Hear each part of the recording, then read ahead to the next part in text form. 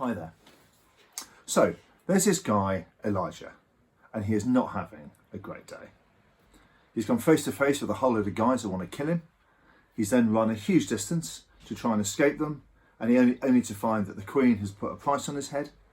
He then has to escape another 80 miles on foot in order to escape that and to reach safety. And we find him sat under a tree, basically wishing that he were dead. He's just had enough. And yet then we find that God takes a completely different view. He gives them food and drink, he gives him plenty of rest, and then he recommissions him. He gives him a brand new task, slightly different to the previous one, but in the end it produces the same result, which is victory over this wicked queen. So what can we learn from that story? Well, today I just wanted to talk very briefly about depression. And it's a tough subject. You know, full-on clinical depression is not just a matter of having a bit of food and drink, having a bit of a rest, and then getting up and carrying on with life. You know, anyone that suffered from clinical depression will know that that's just not the case. You know, it's a physical illness, for example, you know, just as much as it is as a mental one. You know, extremely low mood over a very long period of time, quite often. You know, it can be triggered by physical illness, you know, pain, or an event. You know, it's really completely debilitating. However, you know, just because we feel low after having lost our job, maybe, or if we're feeling down because we're socially self-isolating at the moment, we're socially restricted. If we had an argument at home, if we've got family crisis, you know, it doesn't necessarily mean that we've got full-on clinical depression, obviously. But at the moment, because we've got fewer people to help us and to support us, and we are isolated, you know, I think it's really important to be able to manage ourselves and engage with each other in a way that kind of avoids the slippery slope down to a form of serious clinical depression. So what can we learn from Elijah? Well, I've kind of thought about 5 things that I think we can learn. So the first one is this, and it's something I say to a lot of people all of the time. Be kind to yourself. Be kind to yourself. Now, Elijah, he ate, he drank, he rested, he attended to his physical needs. So, you know, if you can, eat well, try and eat healthily, although I know it's a bit of a challenge at the moment. You know, it's a great time to maybe change your diet if you can. If you're able to do more exercise, take up some more exercise. And I've lost quite a lot of weight over the last couple of months, simply because I've had a lot more time to do a lot more exercise.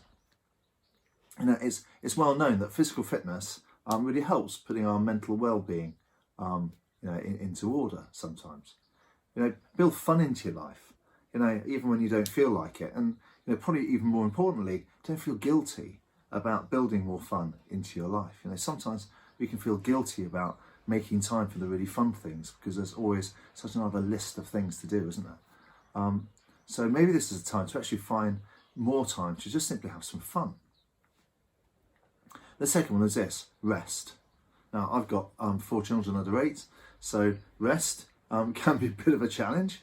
But, you know, I'm terrible for staying up late. By the time I've got the kids to bed, sometimes it's, after 8 o'clock.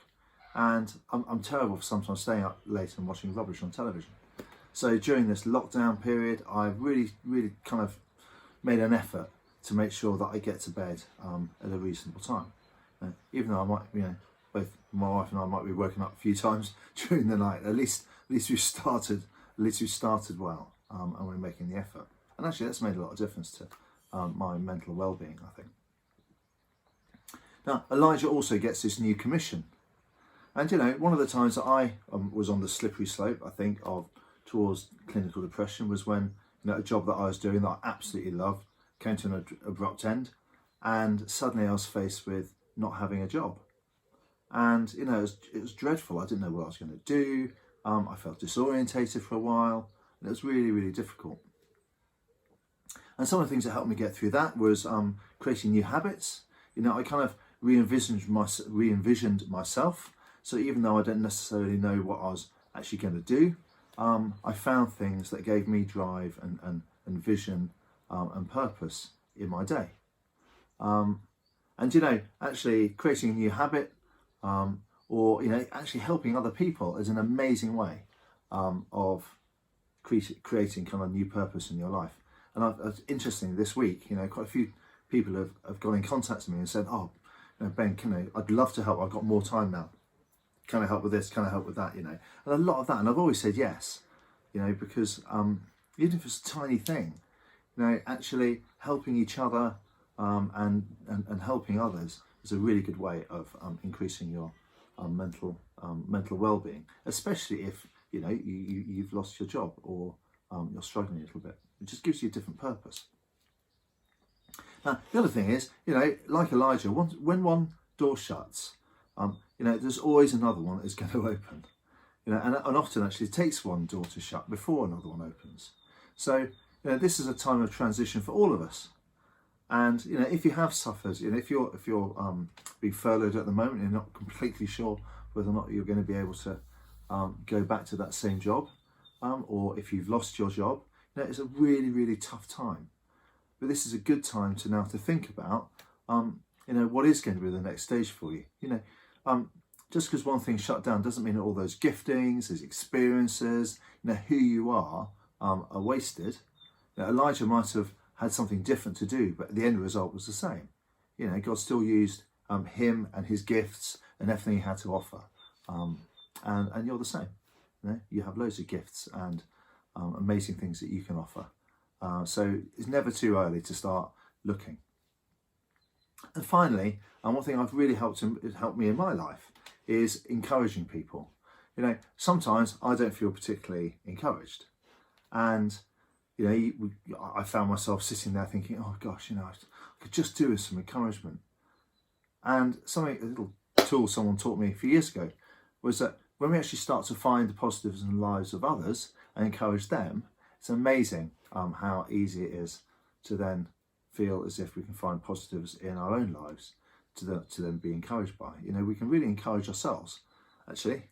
It's not being proud, it's just encouraging ourselves that we've done these things, and that we are able to take an initiative in our lives to do something different, to do something new, and to look for the positives around us. So I hope that's helped a little bit, and I'll see you the next time. Bye.